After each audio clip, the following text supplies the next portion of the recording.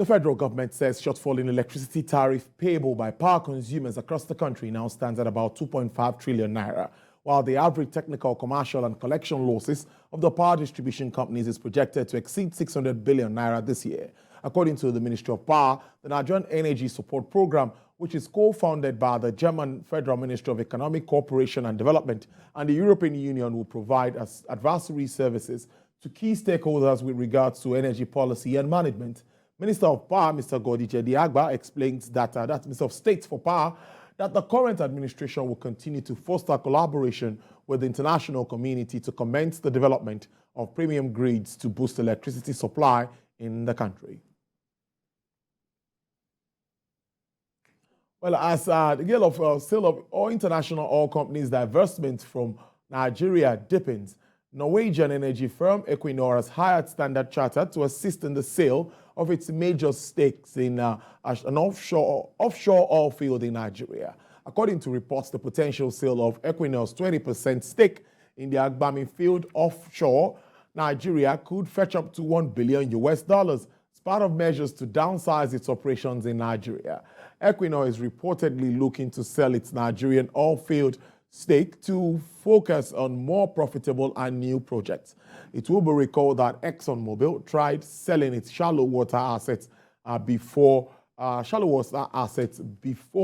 it tried offshore assets, but President Muhammadu Buhari made a U-turn in August on his initial approval of the asset sales to Seplat after the Nigerian Upstream Petroleum Regulatory Commission declined the approval. Well, moving on now, let's tell you that as the Naira redesign policy, a crisis as in everyone continues to complain, both home, Lagos, and even outside the state. The scarcity of the currency has been a topic of discourse. And on our show yesterday, Business Nigeria, we spoke to Dr. Biodun Adedipe. He bared his mind on the policy. He commended the Central Bank of Nigeria for the monetary policy initiative, but he was quick to identify that the implementation and execution of this program seems to be the challenge. Take a listen. Cannot change overnight the structure of our transacting business in Nigeria, which is that mostly economic activities in Nigeria are cash-driven. That's the reality.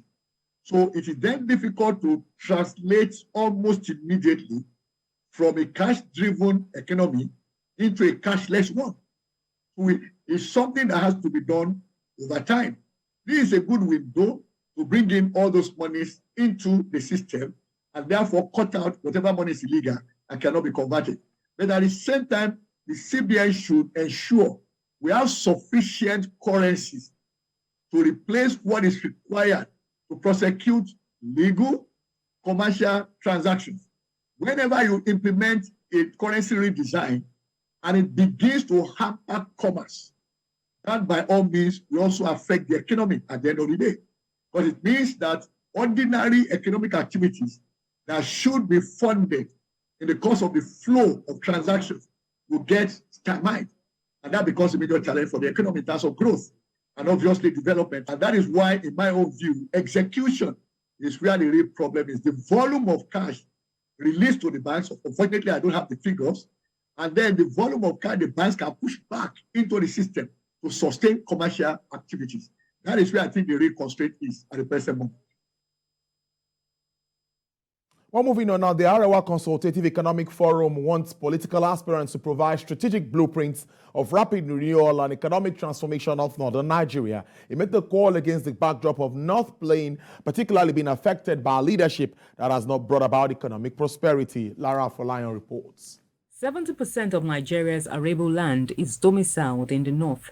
This landmass could allow for all year-round farming and 3 seasons of harvest, but just 23% of this landmass is presently cultivated for farming. This and many other issues confront the economy of northern Nigeria, which has been worsened by insurgency, poverty, substandard education, lack of access to credit financing, and other underdevelopment issues have characterized the region.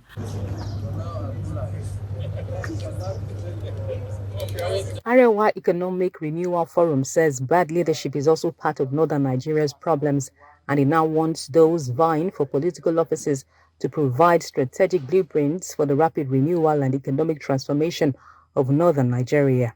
It wants the document to contain a visible roadmap to reviving northern industries, harnessing virgin resources, and utilization of demographic advantages for the empowerment of the people by way of education and wealth creation. Let us mainstream the human development agenda as the most critical factor that can take Nigeria out of its present situation. What are you going to do about education?